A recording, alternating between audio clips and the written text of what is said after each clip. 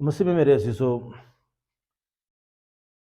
خاندانوں کے اس سال کے دوران ہم خدا کے شکر گزار ہیں کہ ہمارے فضیلت مآب arch bishop doctor Joseph Arshad نے راولپنڈی ڈائسس میں خاندانوں کا سال مقرر کیا ہے تاکہ ہم خاندانوں کے سال میں خصوصی طور پر خاندانوں میں بھرپور طریقے سے کام کر سکیں تاکہ ہمارے خاندان ایمان میں مضبوط ہو سکیں۔ اور اب ہم جب اس سال کے دوران خاندانوں کی زندگی پر غور کرتے ہیں، خاص طور پر پاک خاندان کے بارے میں ہم جانتے ہیں کہ بھرپور طریقے سے ہم سمجھ سکیں کہ پاک خاندان کیسا خاندان ہے، لیکن اس سے پہلے ہمارے پاس جو ہے پاک تثلیث کا خاندان ہے، باپ بیٹا اور روح القدس کا خاندان، اور کیسے وہ مل کر کام کرتے ہیں۔ اسی طرح پاک خاندان حضرت یوسف، مقدسہ مریم اور یسوع مسیح، یہ پاک خاندان ہے، ہمارے لیے اعلیٰ نمونہ ہے۔ اس کے ساتھ ہی بائبل مقدس میں بے شمار خاندان ہمیں ملتے ہیں، کیونکہ خدا نے خود خاندانوں کی بنیاد رکھی ہے۔ آدم اور حوا کو اس نے بنایا تو یہ پہلا خاندان تھا، اس طرح حضرت ابراہیم، اسحاق اور یعقوب کا خاندان، تو یہ سارے ہمارے سامنے مثالی خاندان آتے ہیں۔ نوح کا خاندان بھی اسی طرح مثالی ہے۔ تو اسی طرح خاندانوں کا سلسلہ شروع ہوتا ہے، اور بائبل مقدس کی کتابوں میں یہ خاندان ہمیں ملتے ہیں، کس طریقے سے ان خاندانوں نے خدا ان کے مطابق زندگی بسر کی اور خدا ان کی زندگی میں کام کر رہا تھا۔ تو یہ ہم سلسلہ آج سے شروع کر رہے ہیں، اور اس کا طریقہ کار یہ ہوگا کہ ہم آج جب آصف پنا کے خاندان گھر میں یہاں موجود ہیں، خاندان کے ساتھ ہیں، اس کے ساتھ باقی خاندان بھی یہاں موجود ہیں، اور ہم اسی طرح باری باری ہر خاندان کے ساتھ مل کر ہم اس بائبل اسٹڈی کے سلسلے کو آگے بڑھائیں گے۔ تو ابھی میں جاننا چاہوں گا کہ یہاں کون کون سا خاندان موجود ہے۔ ماجہ مسیح کا خاندان، محبوب کا خاندان، آصف ایمانویل کا خاندان، عارف جان کا خاندان، فہد گل کا خاندان، پرویز اختر کا خاندان، آصف سنی کا خاندان، طارق گل کا خاندان، تقریباً کافی خاندان یہاں موجود ہے، اور نثار کا خاندان یہاں موجود ہے۔ ہم خدا کے شکر گزار ہیں کہ یہ خاندان یہاں موجود ہیں۔ اور کون سا خاندان؟ ناصر مسیح کا خاندان، کس کا؟ جاوید کا خاندان، خالد مسیح کا خاندان۔ تو بڑی اچھی بات ہے، کیونکہ مجھے یہ ابھی اچھا لگ رہا ہے کہ اس بائبل کی کلاس میں صرف لیڈیز کی آوازیں نہ آئیں بلکہ مردوں کی آوازیں آئیں، اور یہی مقصد ہے اس بائبل اسٹڈی کو کہ ہم اس میں بھرپور طریقے سے شرکت کریں۔ جب آپ کو اظہار کا موقع دیا جائے تو آپ وہاں بولیں۔ تو یہ ایک چھوٹی سی ایک مشق تھی جو ہم نے کی، کس طریقے سے آپ اپنے خاندان کو یہاں مینشن کریں تاکہ کتنے خاندان اس بائبل کی کلاس میں شرکت کر رہے ہیں، کیونکہ ہمارے لیے ایک نیا طریقہ ہوگا بائبل اسٹڈی کا، اور ہم اس کو اور زیادہ بہتر بنائیں گے۔ اور ہمارے اس بائبل اسٹڈی کے پروگرام کا مقصد یہ بھی ہے کہ ہم بائبل مقدس کو جانیں۔ یہ بائبل مقدس ہماری جو ہے مذہبی کتاب ہے، کہ ہم اس کو سمجھیں۔ یہ خدا کا زندہ کلام ہے، تاکہ ہمارے یہ گھروں میں ایسے ہی نہ پڑا رہے، بلکہ ہم اس کو پڑھیں، اس کو سمجھیں، اس پر غور کریں، اس کے مطابق زندگیاں بسر کریں۔ تو بائبل مقدس کو جاننا بہت ضروری ہے، کیونکہ بائبل مقدس ہی ہمیں خدا کے بارے میں اور اس کے منصوبوں کے بارے میں بتاتی ہے۔ تو اس طرح ہم بائبل مقدس کی جو کتابوں کا مطالعہ کریں گے، ہمارے پاس جو کیتھلک جو ہمارے پاس ایڈیشن ہے اس میں 73 کتابیں ہیں، اور یہ ہمارے پاس 73 کتابوں کی لسٹ ہے، کیونکہ ایک جو دوسری لسٹ ہے جو جامنیہ کے راہب خانے میں تیار ہوئی ہے یروشلم کے، وہاں جو ہے وہ 39 بکس، اور اسی طرح نئے ڈرامے کی 27 کتابیں، یہ 66 کتابیں بنتی ہیں۔ اور جب اسکندریہ میں، الیگزینڈریا میں جب اسی جو ہے کتابوں کا جب ترجمہ ہوا تھا تو اس وقت جو ہے 7 کتابوں کا اضافہ کیا گیا تھا۔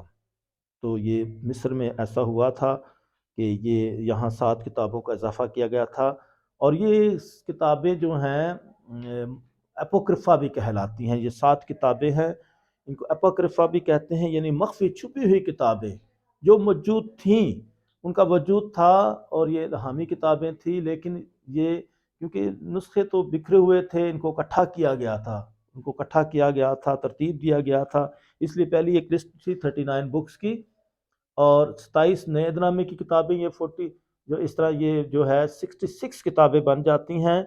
اور پھر اسی طرح جب یہ 7 کتابیں شامل کی گئیں، ان میں جو ہے کتابیں تھی توبیاس کی کتاب، یعنی توبیا کی کتاب، پھر اسی طرح یہودیت کی کتاب، باروخ کی کتاب، اور یشوع بن سراخ کی کتاب، حکمت کی کتاب، پہلا مکابین اور دوسرا مکابین، یہ کتابیں ہیں۔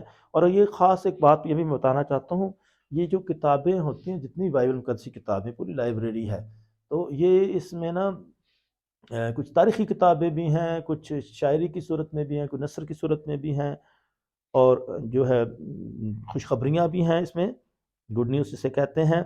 تو کچھ کتاب جب یہ بنتی ہے تو اس کو ٹائٹل دیا جاتا ہے۔ کچھ کتابوں کے ٹائٹل جو ہے اس کے تھیم کے اوپر ہیں، اس کے موضوع کے اوپر ہیں، جیسے جو ہے جو تکوین کی کتاب ہے برشت 12، جس کا مطلب دنیا کا شروع ہونا، دنیا کی ابتدا ہونا، تو اس کے مضمون کے مطابق اس کا ٹائٹل دیا گیا۔ جو کتاب بتاتی کیسے خدا نے پوری کائنات کو تخلیق کیا، انسان کو خلق کیا، اس لیے دنیا کا شروع، دنیا کی تخلیق، تو اس لیے ہم اسے پیدائش کا نام بھی لیتے ہیں کہ یہ پیدائشی کتاب ہے۔ ہم اسے جو کیتھولک ایڈیشن میں ہم تکوین کی کتاب کہتے ہیں، اس کا مطلب ہے شروع ہونا۔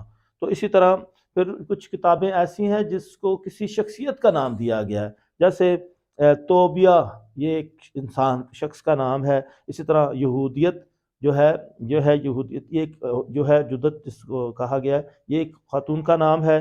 اسی طرح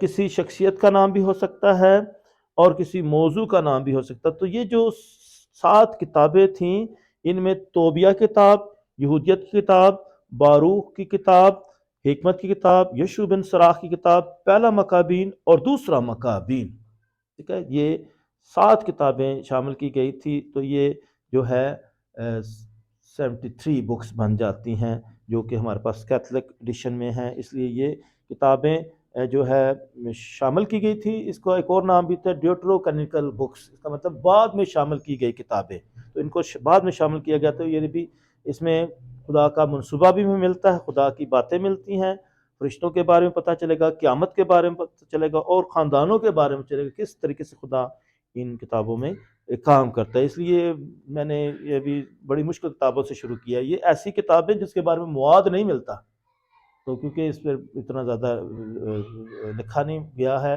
لیکن میں نے اس مشکل کام سے شروع کیا ہے، مشکل کتابوں سے شروع کیا، تاکہ ہم مشکل کام کو پہلے کریں، تاکہ ہم پورے جوش کے ساتھ، جذبے کے ساتھ ان کتابوں کی طرف جائیں اور اس سے سیکھیں۔ تو اس لیے آپ نے بہت سنجیدگی کے ساتھ، باقاعدگی کے ساتھ یہ بائبل اسٹڈی کا مطالعہ کرنا ہے۔ تو میں چاہتا ہوں کہ آپ کے اندر شوق پیدا ہو بائبل اسٹڈی کا۔ آپ جو ہے چند کتابوں کو بھی اچھے طریقے سے پڑھیں گے، شوق سے پڑھیں گے، تو پھر آپ کے اندر خود شوق پیدا ہوگا، آپ خود کتاب بائبل مقدس کو کھولیں گے، پڑھیں گے۔ اور یہ چاہتا ہوں کہ آپ میں یہ جذبہ پیدا ہو، یہ شوق پیدا ہو، تاکہ آپ بائبل مقدس کا باقاعدگی سے مطالعہ کر سکیں اور سمجھ بھی سکیں۔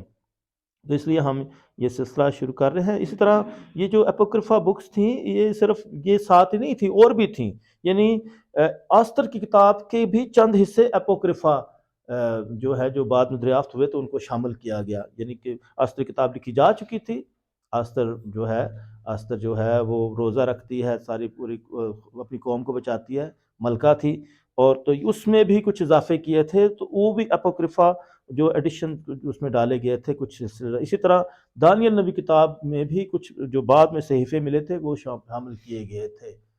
تو اس طرح بہت سارے جو مواد بعد میں ملا تھا، کیونکہ دریافت ہوا تھا اور یہ چھپا دیا جاتا تھا. لوگ کلام کے دشمن تھے، اس کو جلا دیا جاتا تھا، تو اس لیے کلام کو فرق چیزوں پر لکھ کر اس کو چھپایا جاتا تھا اور اس طرح اس کے تراجم ہوتے تھے. اس لیے ہمارا کلام بدلا نہیں ہے. یہ بھی خاص موضوع سامنے آ رہا ہے کہ ہمارا کلام جو ہے یہ بدلا نہیں ہے، بلکہ کئی صورتوں میں موجود ہے. ٹھیک ہے، میں نے بتایا کہ یہ ارامی زبان میں بھی لکھا گیا، عبرانی زبان میں بھی لکھا گیا. ٹھیک ہے، کیونکہ یہ ارامی زبان یسوع مسیح بولتا تھا. ٹھیک ہے، جو ہے تلیتا قومی، یسوع مسیح نے یہ لفظ استعمال، ایلی ایلی لما شبقتانی، یہ ارامی زبان یسوع مسیح بولتا تھا. جو ہبرون میں جب لوگ رہتے تھے تو وہ ہبرون سے عبرانی لوگ نظر آئے. ہبرون جو ہے جگہ جو رہتے تھے تو وہاں سے عبرانی زبان یہ سلسلہ شروع ہوا کہ عبرانی زبان. جیسے ہم پاکستان میں ہیں تو ہم پاکستانی، آپ جو پاکستان میں اردو زبان بولتے ہیں لیکن ہماری شناخت پاکستانی ہے. اسی طرح جو ہے جب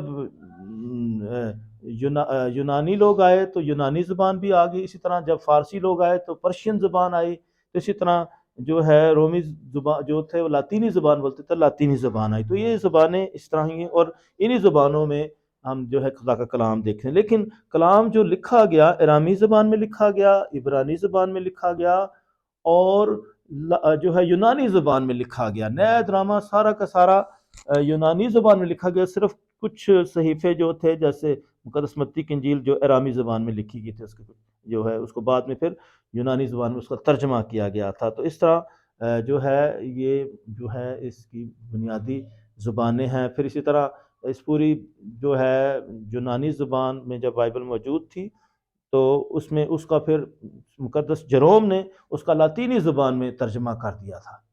تو اس طرح اس نے اس کو ترجمہ کیا اور پھر اس کے بعد کافی دیر تک یونانی جو لاطینی زبان میں یہ بائبل مقدس رہی ہے اور اس کے بعد پھر اس کے جو ہے دوسری زبانوں میں تراجم آنے شروع ہو گئے. تو اب ہر زبان میں بائبل مقدس ہمیں ملتی ہے. ہم تو کے شکر گزار ہے کہ ہماری اپنی اردو زبان میں بھی بائبل موجود ہے. اب تو پشتو زبان میں بھی آ رہی ہے، تیاریاں ہو رہی ہیں.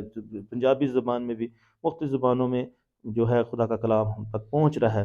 تو اس طرح یہ بائبل مقدس جو ہے اصل حالت میں موجود ہے. یاد رکھیں تو ایک تو وہ نسخہ جات میں موجود تھی. جب بائبل مقدس کے جو ہے اس کو اکٹھا کیا گیا تو پھر اس کی نقلیں تیار کی جاتی تھی کیونکہ دشمن آتے تھے تو وہ اس کو جلا جلو دیتے تھے. تو وہ کہتے تھے اس کی نقلیں تیار کرتے تھے جو بچ جاتی تھی، کیونکہ یہ پپائرس پر اس کو لکھا جاتا تھا. ویسے تو یہ چمڑے پر بھی لکھی گئی ہے، پتھروں پر بھی لکھی گئی، مختلف چیزوں پر لکھا جاتا تھا. تو پھر اس کو جو ہے جو تمہاروں پر لکھا جاتا تھا تو پھر ان کو جو ہے ایک جگہ تھی ڈیڈ سی، یہ ہے بحر مردار. تو وہاں ادھر ایک گروپ تھا، وہ جو ہے وہاں جو ہے رہتا تھا اور انہوں نے کالونی بنائی تھی. تو وہاں جو ہے اس کے ترجمے کرتے تھے، اس کے ترجمے نقلیں بناتے تھے تاکہ، اور وہ جو نسخے بچ جاتے تھے ان کو ایک جگہ تھی، ایک کمرہ تھا، اس کا نام تھا گنیزہ. تو اس سے لفظ جنازہ بھی آیا. تو وہ اس کمرے میں رکھتے تھے. پھر رات کو وہ جو ہے اس پر وہ جو خوشبوئیں لگاتے تھے اور ململ کپڑے میں لپیٹ کر اس کو دفناتے تھے، یعنی اس کو اس طرح جو کھود کر ان کو دبایا جاتا تھا. تو اس لیے وہ بعد میں وہ جب دریافت ہوا تھا تو وہ کلام اسی حالت میں موجود تھا. تو اس طرح یعنی اصل نسخہ جات میں بھی موجود ہے اور اس کی نقلوں میں بھی موجود ہے. پھر اس کے بعد چرچ فادرز نے جب اس کو پیش کیا تو جو انہوں نے پیش کیا، پریچ کیا، وہ بھی موجود ہے.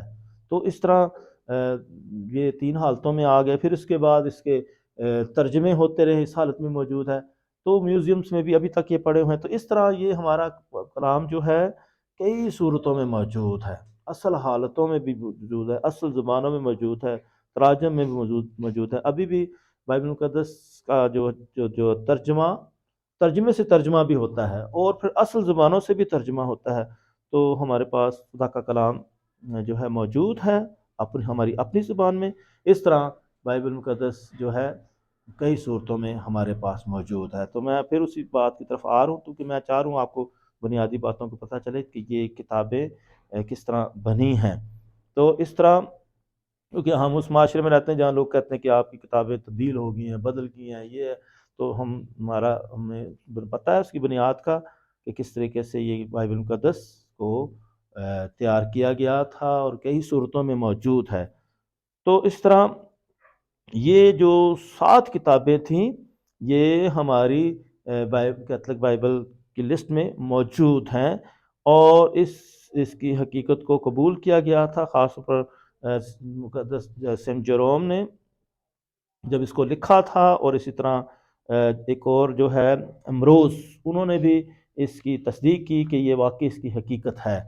تو اس طرح جو ہے پھر چرچ کونسلز ہوئی تھی، انہوں نے بھی اس کی حقیقت کو قبول کیا، کونسل آف ٹرینٹ، تو اسی طرح انہوں نے بھی اس کو حقیقت کو قبول کیا۔ اس طرح یہ ہمارے لیے الہامی کتاب ہے، اور اس میں خدا کی باتیں ہیں، خدا کی۔ اب یہ بھی میں بتانا چاہ رہا تھا، یہ جو جیسے دیکھیں ہم ابھی میں نے یہ بتایا کہ یہ کہاں کتابیں لکھی گئی، مختلف جگہوں پر لکھی گئی ہیں یہ کتابیں۔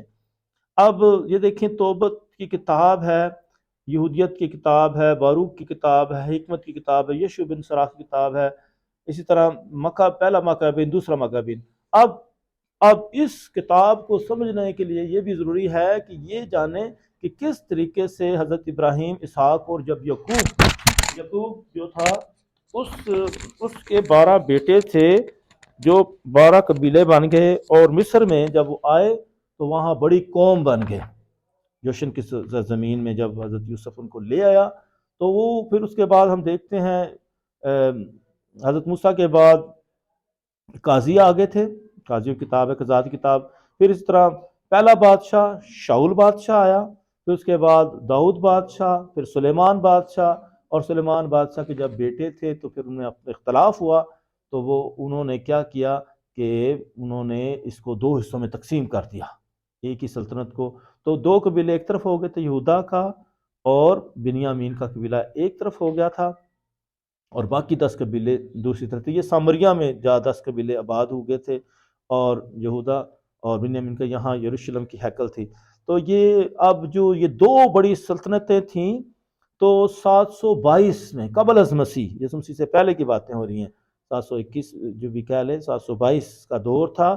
اس وقت یہ قبیلوں پر جو حملہ ہوا تھا، اشور کی حکومت تھی، اشور سپر پاور تھی، اشور کا بادشاہ شاہ اشور، اس نے اس کو تباہ کیا۔ یہ خدا کا منصوبہ تھا کہ ان کی تباہی بربادی ہونی تھی، کیونکہ وہ خدا سے دور جا چکے تھے، بت پرستی بھی آ چکی تھی، تو وہاں پہلی دفعہ یہ جو ہے ان کو یرغمال بنا کر وہ لے گیا تھا۔ اس طرح یہ وہاں تباہی بربادی ہوئی تھی۔ تو پہلے تباہی بربادی جو ہے یا سامریا میں ہوئی تھی، یہ 10 قبیلوں پر تباہی بربادی ہوئی تھی۔ اس وقت یہ جو ہے یہ توبیہ کا تعلق، یعنی کہ اس وقت سے اس کا وجود ہے اس کتاب کا، کیونکہ یہ اس کا توبیہ کا جو ہے تعلق جو ہے نفتالی کے قبیلے سے ہے، نفتالی کا قبیلہ، ٹھیک ہے، نفتالی کے قبیلے سے ہے۔ اس لیے یہ توبیہ تو اس کا بیٹا ہے توبت کا، تو ہم توبت کی بات کریں گے، کیونکہ ابھی کتاب شروع ہو چکی ہے، اب کتاب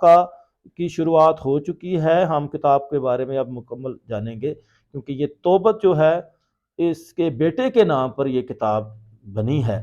تو توبت جو تھا، اس توبت کتاب کے ٹوٹل 14 باب ہیں، 14 باب ہیں۔ تو توبت جو تھا، توبت بہت راست باز شخص تھا۔ اگر آپ دیکھیں تو یہ بہت راست باز شخص ہیں اور بہت فیاض ہے، اور یہ جو ہے بہت سخی ہے، اور خدا سے وہ ڈرتا بھی ہے، اور یہ جو ہے نیکی کے بہت کام کرتا ہے، دعائیں نمازیں بھی بہت کرتا ہے، بہت نیک شخص ہے، ٹھیک ہے۔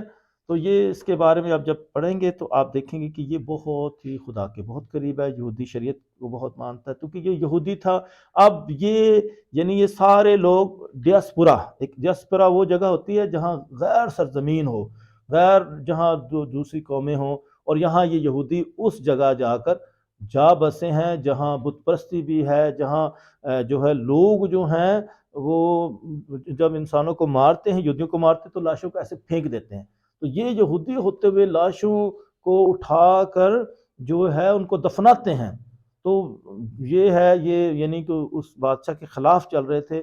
تو اس طرح یہ توبت کا یہ کام تھا کہ وہ دعائیں نمازیں بھی کرتا تھا، روزے بھی رکھتا تھا، اور یہ کام بھی کرتا تھا خصوصی طور پر توبت کا کتاب میں کہ وہ مردوں کو دفناتا ہے. اور یہ خبر جب بادشاہ کو پہنچ گئی تو بادشاہ نے توبت کو بھی جو ہے اس کے قتل کا حکم دے دیا. ٹھیک ہے.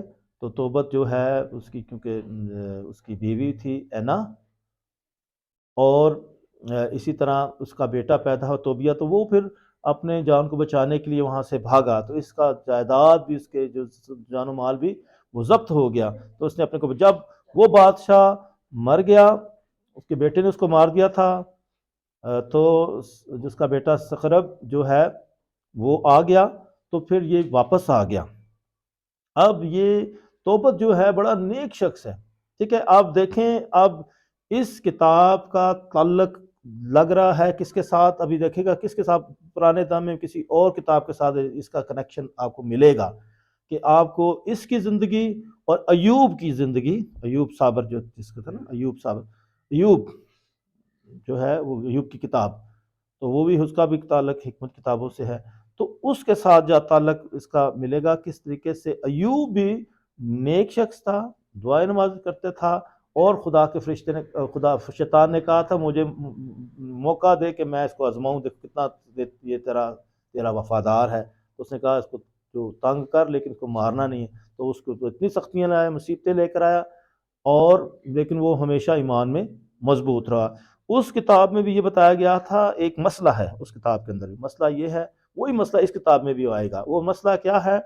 وہ یہ ہے کہ اس کتاب میں بھی یہ بتایا گیا ہے کہ دکھ، تکلیفیں، مصیبتیں، بیماریاں صرف اور صرف ان گناہ گاروں پر آتی ہیں، اور راست بازوں پر آ نہیں سکتی. راست باز کو، یسوع مسیح کے بارے میں یہی تھا کہ راست باز کیسے صلیب پر قربان ہو سکتا ہے؟ تو راست باز ہے، کیسا راست باز ہے؟ یہ تو چور ڈاکو ہے، یہ گناہ گار ہے. تو یہی بات اس وقت یہ تھی کہ جو ایوب پر بھی یہ تھی کہ یہ جو دکھ تکلیفیں آتی ہیں تو وہ تو نیک ہے، راست باز ہے. تو اس میں بھی یہ بتایا گیا کہ دکھ تکلیفیں گناہ گاروں پر بھی آتی ہیں اور راست بازوں پر بھی آتی ہیں، لیکن فرق یہ ہے کہ یعنی کہ جو گناہ گار ہیں ان پر دکھ تکلیفیں آتی ہیں تو وہ ہلاک ہو جاتے ہیں، لیکن جب راست بازوں پر دکھ تکلیفیں آتی ہیں تو خدا ان کو بچاتا ہے، خدا ان کو رہائی دیتا ہے، خدا ان کو شفا دیتا ہے. یہ خاص بات ہے. تو اسی طرح ایوب کی زندگی بحالی ہے. اسی طرح جو ہے توبت جو تھا، اس جو ہے اس کی زندگی میں بھی مشکلات آتی ہیں. اب کیا مشکلات آئی ہیں؟ وہ ایک درخت کے نیچے سو رہا تھا، اور اس درخت پر ابابیل کا گھونسلہ تھا، اور ابابیل نے جب پیٹ کی تو اس کی آنکھ میں چلا گیا اور اس کی وہ اندھا ہو گیا. اب یہ یعنی کہ تقریباً 60 سال تک اندھا رہا. کتنی دیر تک وہ اندھے پن میں رہا. یہ دکھ تکلیف اس پر آ گئی تھی، اور وہ کتنی مصیبت سے گزرا گیا، کندھے کچھ نظر نہیں آتا ہے.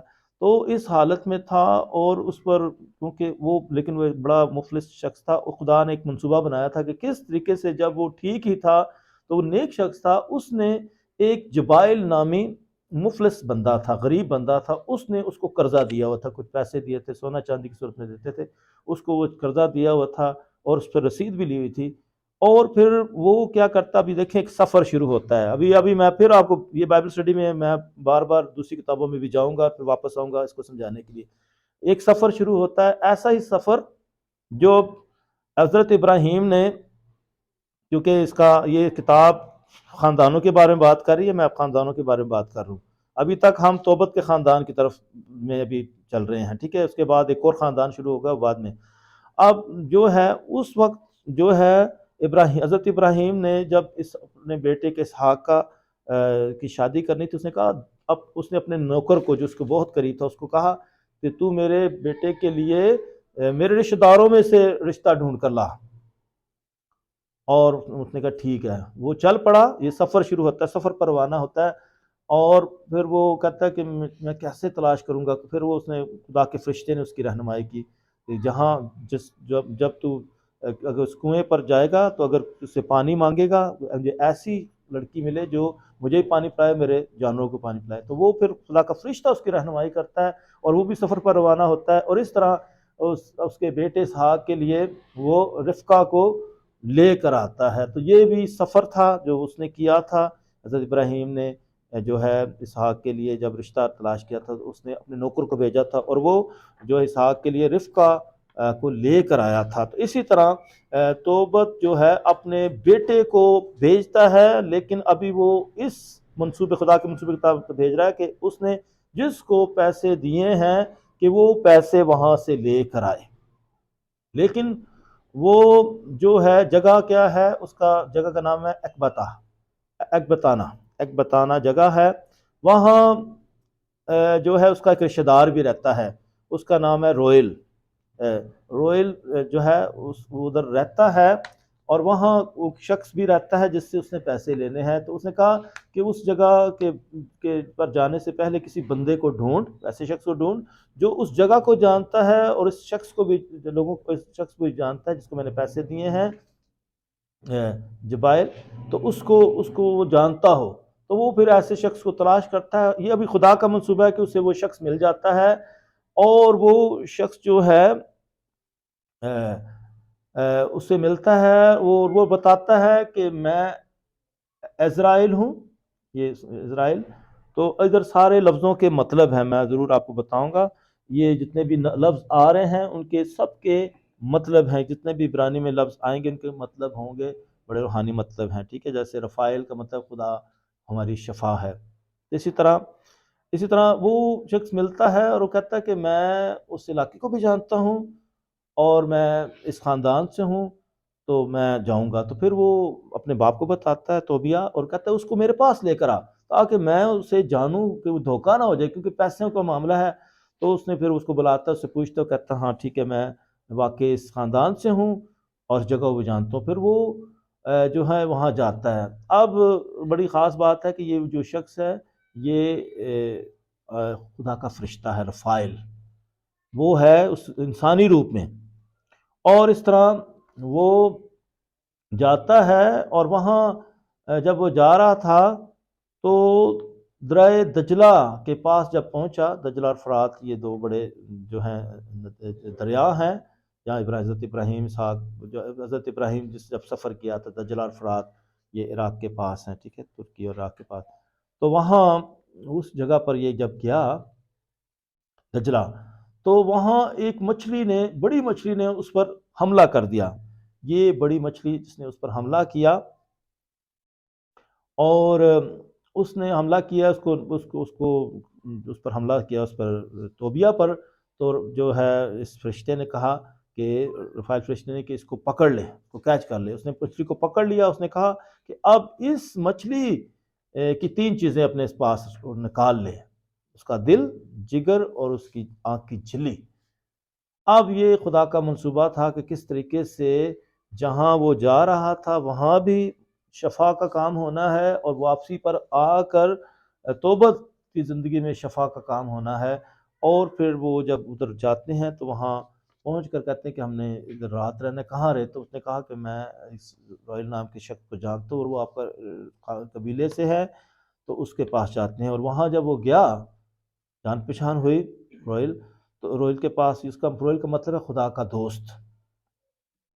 تو وہاں پھر جو ہے وہ بتاتا ہے اپنے خاندان کے بارے میں، اور وہاں جو ہے روئل، اب یہ دوسرا خاندان بھی شروع ہو گیا۔ یہ 2 خاندانوں کی کہانی ہے، تو 2 خاندانوں کی کہانی ہے، اور یہ دوسرا خاندان جو ہے یہ بھی اسی طرح ہے جیسے توبت کا خاندان ہے، نیک ہے، بڑا فیاض ہے اور نیکی کے کام کرتا ہے، اور اس طریقے سے جو ہے وہ وہاں جو ہے اسے پھر یہی فرشتہ اسے کہتا ہے کہ تو سارا سے، اس کی بیٹی سے شادی کر لے۔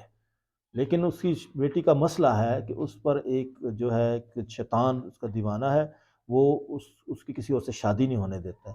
وہ جس سے بھی شادی کرتی ہے اس کی موت ہو جاتی ہے۔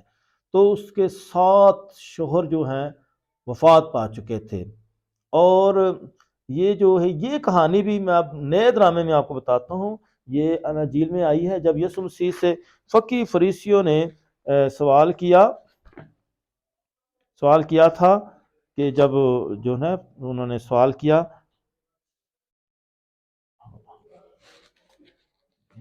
نے کہا تھا جو ہے کہ اگر وہ قیامت کے بارے میں سوال کر رہے تھے کہ قیامت میں اگر کوئی جو ہے مر جائے گا، شادی کرتا تو وہ آخر میں ایک عورت نے 7 لوگوں سے شادی کی تو آخر میں کس کی بیوی ہوگی؟ تو یہ سوال آیا تھا، اس نے کہا تھا یہ آسمان پر یہ سلسلہ نہیں ہوگا۔ تو یہاں تھا والا میں دیکھیں، یہاں ہے مقدس متی کی انجیل ہے اور اس کا 22واں باب ہے، اس میں یہ لکھے قیامت کا سوال ہے۔ اسی دن صدوقی جو قیامت کے منکر ہے اس کے پاس آئے اور اس سے سوال کیا کہ اے استاد، موسیٰ نے کہا تھا کہ اگر کوئی بے اولاد مر جائے تو اس کا بھائی اس کی بیوی سے بیاہ کر لے اور اپنے بھائی کے لیے نسل پیدا کرے۔ بس ہمارے درمیان 7 بھائی تھے اور پہلا بیاہ کر کے مر گیا، اور اس سبب سے کہ اس کی اولاد نہ تھی اپنی بیوی اپنے بھائی کے لیے چھوڑ گیا۔ اسی طرح دوسرا اور تیسرا بھی اور 7ویں تک، سب کے بعد وہ عورت بھی مر گئی۔ تو دیکھیں یہ بھی واقعہ ہوا کہ یہ اسی طرح کی کہانی ہمیں ملی ہے کہ 7 کسی کے شوہر ہوئے اور وہ مر گئے، تو اس سے ملتی جلتی کہانی اس کا ذکر بھی آیا تھا، یعنی کہ اس طرح کی کہانیاں ہیں تھی۔ تو یہ جو ہے جب اس کی باری آتی تو وہ اسے کہتا ہے کہ اس سے شادی کر، وہ کہتا ہے نہیں میں تو ایک ہی بیٹا ہوں اپنے خاندان کا، تو میری تو موت ہو جائے گی۔ تو اس نے کہا کہ نہیں تو اس سے شادی کر، اور پھر اس نے کہا کہ اس کے لیے جو ہے تجھے جو ہے 3 دن رات دعا کرنی ہوگی۔ تو پھر اس نے 3 دن اور 3 راتیں دعا کی، اور پھر اس کے بعد جب اس کی شادی ہوئی تو وہ اس کے باپ نے اس کے لیے قبر نکال دی ہوئی تھی کہ اس کو دفنا دیا جائے گا، لیکن جب اس نے نوکر کو بھیجا تو پتہ چلا وہ تو زندہ ہے۔ تو اس طرح جو ہے وہ زندہ رہا، تو پھر 2 ہفتے تک یہ جو اس کا شادی کا جشن جاری رہا۔ پھر اس کے بعد جو ہے وہ اپنی جائیداد کا حصہ لے کر آتے ہیں، تو وہ جب گھر پہنچتے ہیں تو وہاں یعنی کہ وہاں وہ کہتا ہے رفائیل کو بھی تجھے بھی اس میں سے حصہ دیتے ہیں، اسے کہتے پھر وہ اپنی حقیقت بیان کرتا ہے کہ میں رفائیل فرشتہ ہوں، مقرب فرشتوں میں 3 جو مقرب فرشتے ہیں، جبرائیل فرشتہ پیغام دینے والا، میکائیل فرشتہ جو شیطان سے لڑتا ہے، اور پھر رفائیل فرشتہ جو شفا دیتا ہے۔ تو وہ اس وقت بیان کرتا ہے کہ میں ایک رفائیل فرشتہ ہوں۔ تو اس طرح پھر وہ جو ہے اسی جو ہے جو یعنی جگر، مچھلی کے جگر اور اس کے ساتھ جو ہے وہ اور اس کے دل اور جلی کے ساتھ جب اس کی آنکھوں پر لگاتے تو شفا دیا تھی۔ ابھی اس کا مطلب یہ نہیں کہ ہم بھی یہ سلسلہ کریں، ہمارے لیے ابھی جو ہے دعا کا سلسلہ ہے، ہم دعائیں کرتے ہیں اس طریقے سے۔ یہ یعنی کہ یہ سارا سلسلہ بتایا گیا۔ اب میں یہ بتانا چاہتا ہوں کہ اس دونوں خاندانوں میں جو خاص باتیں آئی ہیں وہ سمجھنے والی ہیں کہ دونوں نیک خاندان ہیں، دونوں نیک خاندان ہیں، ایمان میں بہت مضبوط ہیں، خدا کے منصوبے کے مطابق چلتے ہیں، اور انہوں نے اپنی اولاد کی تربیت اچھی کی ہوئی ہے۔ ٹھیک ہے، توبت نے توبیہ کی صحیح تربیت کی ہے، بلکہ اس کو نصیحت کرتا ہے کہ جو ہے برائی سے بچنا ہے، دعا کرنا ہے، جب میں مر جاؤں مجھے دفنانا ہے، میری بیوی کو بھی میرے ساتھ دفنا دینا ہے، ساری نصیحتیں کرتا ہے۔ اسی طرح اس نے رائل نے بھی اپنی بیٹی سارہ کو بالکل ساری تربیت دی ہے۔ تو یہاں ان دونوں خاندانوں، پہلے تو نیک خاندان ہے، دوسرا انہوں نے بچوں کو اچھی تربیت دی ہے۔ اس کے بعد جو ہے کس طریقے سے ہم دیکھتے ہیں کہ یہ جو ہے دونوں یعنی یہ توبت اور اینا نے یعنی اپنے بیٹے کی تربیت کی، اور اب جو ہے روئل اور ایدنا جو ہے انہوں نے کیا کر کے اس کو بھیجتے ہیں، اسے کہتے ہیں ابھی بڑی خاص بات ہے مثال لکھی، وہ بتاتے ہیں کہ میں نے یعنی اس کو کہتا ہے توبت کہتا ہے تو میرا بیٹا ہے، تو میرا بیٹا ہے۔ تو اس کا مطلب ہے پھر اس کی جو سارہ اس کی بہن بنی، یعنی یہ ایک ایسا رشتہ بن رہا ہے۔ یہ ایک اور نقطہ آ رہا ہے جو پرانے نامے میں آپ کو فرق پیدا کرے گا کہ یہ یہاں جو ہے پرانے نامے کا جو خاندان ہے اس میں پورا قبیلہ سسٹم شروع ہوتا ہے. اس میں نا ایک خاندان ہے تو اس کے بچوں کا بھی وہ بچے بھی اسی خاندان میں شامل ہوتے ہیں. ٹھیک ہے، ویسے تو 5 خاندان بن جاتے ہیں جی، جیسے توبت کا خاندان، اس کے والدین، ایک علیحدہ خاندان ہے، اس کی بیوی جو ہے اینا کا خاندان، تو یہ اور توبت اور اس کی بیوی مل کر یہ تو 3 خاندان بن گئے. اسی طرح توبیہ کی جب شادی ہوتی ہے روئل کے خاندان میں، تو روئل کا اپنا خاندان، اور پھر روئل کی اور اس کی وائف وہ بھی 3. اسی طرح یہ نہیں، یہ 5-6 خاندان بن جاتے ہیں. لیکن ہمارے لیے یہ جو ہے بڑے خاندان، توبت کا خاندان اور روئل کا خاندان، یہ خاص بات ہے کہ انہوں نے اپنے اولاد کی کیسے تربیت کی ہے. اب اس نے اس سے ایک یہ کہا، اب جب تفصیل سے پڑھیں گے ایک باب، یہ 14 باب ہے، آپ نے خود پڑھنا ہے شخصی طور پر، آپ کو اور زیادہ سمجھ آئے گی. یہ اسے کہتا ہے کہ تو میرا بیٹا ہے. ٹھیک ہے، تو میرا بیٹا، دماد نہیں، تو میرا بیٹا ہے، میں تجھے اپنا بیٹا کہتا ہوں.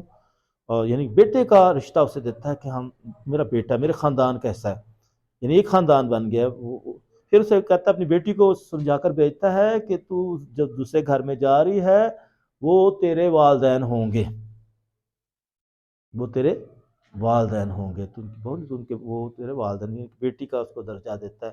تو اس طرح سے. لیکن جب ہم دیکھتے ہیں کہ جب یسوع مسیح نئے ڈرامے میں بات کرتے ہیں کہ وہ دونوں ایک ہو گئے، تو اپنے والدین کو چھوڑے گا، اپنی بیوی سے ملا رہے گا.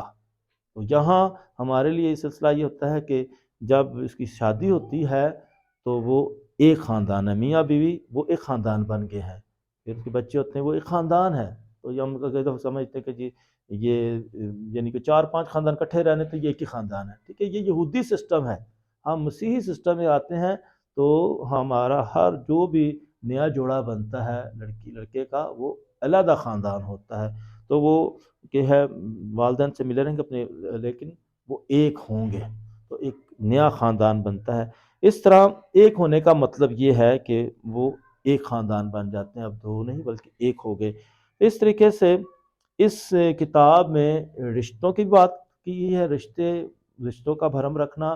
پھر اس میں شادی کی پاکیزگی کی بات کی ہے کہ شادی سینکٹیٹی جو ہے، شادی میں دویہ زندگی بہت ضروری ہے، بہت ضروری ہے، اور خدا کام کر رہا ہے. اب اس میں 2 قوتیں ہیں، بڑی طاقتیں. میں نے کہا کہ اس کتاب میں بھی شیطان کو بھی پیش کیا گیا ہے اور خدا کو بھی پیش کیا گیا ہے. اب وہ جو بڑی مچھلی تھی، وہ تو اس کو کھانے لگی تھی توبیہ کو، یعنی وہ سمندر سے نکلی ہے. تو مکاشفہ میں بھی ایک بڑا اژدہا. پھر یہ یعنی کہ ایک شیطانی، یہ سمبل پیش کیا گیا ہے، جیسے آدم اور حوا کو آزمانے کے لیے شیطان جو ہے سانپ کے روپ میں آتا ہے، یعنی شیطان بھی موجود ہے. اس طرح اژدہا بھی ہے، شیطانی قوتیں بھی ہیں. اور اسی طرح وہ جو بدرو تھی، جو جن تھا، جو شیطان تھا، جو لوگوں کو ماری جا رہا تھا اور اس کی شادی کو کامیاب نہیں ہونے دیتا. تو یعنی اس کا مطلب ہے کہ شیطانی قوتیں بھی ہیں، شیطانی طاقتیں بھی ہیں، لیکن اس کے ساتھ ساتھ خدا بھی موجود ہے. جو رفائل فرشتہ ہے، خدا کی موجودگی کو ظاہر کرتا ہے. تو اسی طرح ہمارے لیے جب ہم مسیحی خاندانی زندگی پر غور کرتے ہیں تو خدا یسوع مسیح خدا کی موجودگی کو بھی ظاہر کرتا ہے، اور خدا یسوع مسیح شادی کو بھی پاک کرتا ہے، شادی کی بنیاد ڈالتا ہے اور نئے سرے سے اس کو برکت دیتا ہے. وہ طلاق کی بھی مخالفت کرتا ہے. شادی جو ہے ہمیشہ کے لیے ہے، ہمیشہ کے لیے، کبھی نہ ختم ہونے والا رشتہ ہے. اور اس کے ساتھ ساتھ جو ہے یسوع مسیح جب قانا گلیل کی شادی میں داخل ہوتا ہے، آتا ہے، تو اس کی موجودگی جو ہے بڑی برکت ہے. میں نے دیکھا نا، یہاں دیکھے کہ جب بچوں کو جائیداد ملتی ہے، اب اس کو حصہ ملتا ہے. جیسے توبیہ کی جائیداد اس کے والدین کی طرف سے تو آنی ہے، اگر وہ ان کی ڈیتھ ہو جاتی ہے. اب ادھر جب اس کی شادی ہوتی ہے روئل کے خاندان میں سارا سے، وہاں جب شادی کے دوران بھی اس کو جیسے جہیز ملتا ہے، اس کو آدھی جائیداد ملی ہے. اب جو ہے جب وہ اس کے والدین فوت ہوں گے تو اس کو جائیداد ملے گی۔ اب یہ دیکھیں کس طریقے سے شادی شدہ جوڑے کا اس کو حصہ ملتا ہے اپنے بڑوں سے جائیداد میں۔ اب ہم جب نئے ڈرامے میں آتے ہیں یسوع مسیح، تو یسوع مسیح کی موجودگی ہی بہت بڑا گفٹ ہے۔ یسوع مسیح کی جو آ جانا، اس شادی میں شمولیت کا ہونا، یہ بڑا گفٹ ہے، بہت بڑا تحفہ ہے کہ یسوع مسیح کی موجودگی ہو گئی ہے۔ پھر یسوع مسیح کی طرف سے یہ ہے کہ ان کی جو کمی دور ہو گئی ہے، پھر وہ ان کی میں گھٹ کی تھی تو اس کو پورا کرتا ہے۔ تو اس طریقے سے ہمارے لیے یہ نقطے بہت ضروری ہیں کہ یسوع مسیح کی موجودگی ہونا اور یسوع مسیح کو ساتھ لے کر چلنا، کیونکہ اس نے کہا تاک میں ہوں تم ڈالیوں، جو ڈالی مجھ سے میرے ساتھ پیوست رکھے بہت سا پھل لاتی ہے، میرے بغیر تم کچھ نہیں کر سکتے۔ اسی لیے جو ہم نئے ڈرامے میں یسوع مسیح کے ساتھ زندگی بسر کریں، تو اس لیے ہماری جو ہے خاندانی زندگی کرائسٹ سینٹرڈ ہو۔ پرانے ڈرامے میں آدم حوا اور جتنے خاندان ان کی خدا سینٹرڈ تھی، ٹھیک ہے، یہ ہوا وہ مرکز تھا، اور ان آدم حوا کو نے جب خدا کو نکال دیا اپنی زندگی سے تو مشکلات آئیں۔ تو یہاں یسوع مسیح کیونکہ خدا کا روپ ہے، خدا کی موجودگی ہے، اور وہ ہمارے درمیان آگے انسان بن کے تاکہ ہم بھرپور طریقے سے اس کی پیروی کریں، اور پاک خاندان میں یسوع ہماری مدد کرتا ہے، ہمیں سکھاتا ہے، ہمارے ساتھ ہے۔ اس لیے آئے ہم اس پوری کلاس کے دوران جب ہم نے اس میں سیکھا کس طریقے سے ہم بھرپور طریقے سے خاندانی زندگی کو سمجھ سکیں۔ ابھی تھوڑے سے میں چھوٹے چھوٹے سوال پوچھنا چاہوں گا کہ آج ہم نے اس کلاس میں کیا کچھ سیکھا ہے۔ کون سی کتاب ہم نے پڑھی ہے؟ توبت کی کتاب، ٹھیک ہے۔ لفظ توبیہ آیا، توبیہ، ویسے آیا توبت ہے، لیکن اس کا بیٹے کے نام سے ایک لفظ ہے۔ اس میں کتنے خاندان ویسے تو بہت سارے خاندان، لیکن کتنے دو خاندان۔ کون سا خاندان؟ توبت کا خاندان اور رویل کا خاندان، ٹھیک ہے۔ دو خاندانوں کو سامنے لایا گیا ہے، تو ان کی کیا خاص باتیں سامنے لائی گئی ہیں؟ کہ انہوں نے اپنے بچوں کی اچھی تربیت کی ہے، اور راست باز زندگی بسری دعائیہ تھے، اور فراخ دل تھے، اور کیا خوبی تھی ان کی اس خاص توبتی خطاب میں آئی ہے جو ان کی خاص ہے، مشہور ہے، خاص توبت ہاں یہ خطبوں پر ایک ساتھ وفادار۔ ابھی تک وہ بات سامنے نہیں آ رہی جو میں کہنا چاہ رہی ہوں۔ توبت کی خاص بات ہے، توبت خاص کس کے لیے بہت مشہور تھا؟ کس کے؟ نہیں، وہ تو اس پر مشکل آئی تھی، لیکن وہ خاص مشہور تھا خاص کام کے لیے جس کو سزا، ہاں اچھا، وہ مردوں کو دفناتا تھا۔ کیونکہ اب اس کا کیا مطلب، مردوں کو کیوں دفناتا تھا، اس کے پیچھے کیا وجہ ہو سکتی ہے کہ وہ کیوں دفناتا تھا؟ کہ اس میں بات کے ذہن میں ہے نا کوئی بات؟ ہاں ٹھیک ہے، لیکن وہ کسی کو بھی جب دفناتے تھے نا، کسی کو مار دیتے تھے، وہ ان کو بھی دفنا دیتا تھا، یہودیوں کو بھی دفنا دیتا تھا۔ مردوں کا کہ وہاں وہ قدر کرتا ہے، کیوں کرتا ہے مردوں کے بارے میں، کیوں وہ اتنا فکر مند ہے، کیوں لاشوں کی بےرحمتی نہیں پسند کرتا؟ کہ پیچھے وجہ کیا ہے؟ نہیں وہ تو ٹھیک ہے اچھا انسان، لیکن کیا مردوں کے بارے سے کیا خاص بات ہے؟ یہودی ہم کس چیز پر یقین رکھتے ہیں؟ قیامت پر، کہ مردوں کی قیامت ہوگی، حساب کتاب ہوگا۔ تو یہ خاص تھی بات کہ مردوں کی قیامت ہوگی، مردوں کے لیے دفنانا، مردوں کے لیے دعا کرنا، اور مردوں کا خیال رکھنا، خاص باتوں کے لیے مشہور تھے۔ ایک اور جو شادی کے حوالے سے کیا خاص بات ہے، شادی کے حوالے میں خاص بات سامنے آئی ہے، شادی کے حوالے سے شادی کیسے کامیاب ہوئی، شادی کیسے پاک ہوتی ہے؟ دعائیہ زندگی سے یہ خاص تھی کہ انہوں نے دعا کی تھی، اور جو ہے بدروح جو نکل گئی تھی، وہ شیطان نکل گیا تھا۔ یہ دعائیہ زندگی بہت ضروری ہے، تو اس سے شادی کی زندگی پاک ہوتی ہے، قائم بھی رہتی ہے۔ تو یہ کتاب جو خاص طور پر خاندانی زندگی کے بارے میں، شادی کی زندگی کے بارے میں، اور اس میں رشتوں کے بارے میں کیا بتایا گیا، رشتے کیسے ہونے چاہیے، وفاداری ہو، رشتوں میں وفاداری ہو۔ اور رویل نے اپنی بیٹی کو سمجھا کر تربیت کر کے بھیجا، ان کا خیال رکھنا ہے اپنے والدین کا، وہ تیرے والدین ہیں۔ تو اسی طرح جو ہے توبیہ جو ہے وہ بھی وفاداری کے ساتھ جو اپنی بیوی کا بھی خیال رکھتا ہے اپنے سسرال میں، یعنی کہ وہ 60 سال وہاں رہا ہے، کیونکہ 60 سال تک ادھر رہا ہے۔ اب اس دوران اس کی توبیہ کی ماں پر کیا گزری ہوگی؟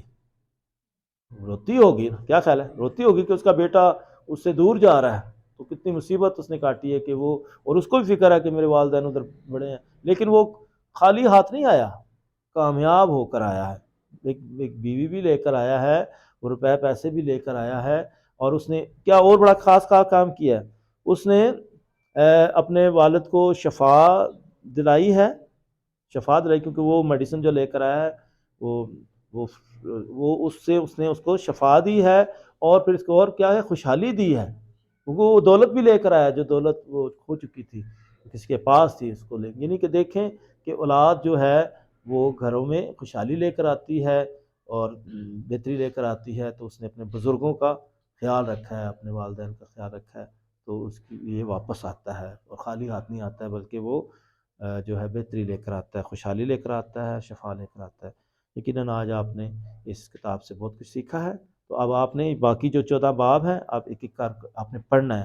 اگلی دفعہ ہم نے اگلی جو ہماری کلاس ہوگی اسی دن، وہ اگلی کتاب ہوگی، وہ ہوگی جہودت کی کتاب، ٹھیک ہے، جہودت کی کتاب ہے، تو اس کا ہم مطالعہ کریں گے، آپ ایڈوانس میں بھی پڑھ سکتے ہیں اس کو، بائبل مقدس آپ کے پاس ہے، تو اگر آپ نے پہلے پڑھا ہوگا تو پھر زیادہ اچھا سمجھ آئے گا آپ کو، تو آپ خود بھی پڑھ کے آئیے گا، اور اس کو تو آپ کو پڑھنا ہے، یہ نہیں کہ وہ اس کو چھوڑ کر اس میں نہیں، پہلے اس کو پڑھنا ہے، اس کو آپ نے پڑھنا ہے، اس کو تو میں نے امتحان نہیں لینا آپ سے، لیکن میں چاہتا ہوں کہ آپ خود پڑھیں گے تو زیادہ اچھا آپ کو پتہ چلے گا، بہت ساری باتیں ہو سکتا ہے میں نے چھوڑ دی ہوں، لیکن آپ خود پڑھیں گے، آپ کے پاس ٹائم ہے، آپ ایک دن بھی ایک ایک باب بھی پڑھیں تو بڑی بات ہے، تو جو نہیں پڑھے لکھے ہیں تو جو پڑھے لکھے ہیں وہ پڑھیں، تو دوسرے لوگوں کو سنائی دے گا، ٹھیک ہے، تو اس طریقے سے آپ یہ مطالعہ ہوگا۔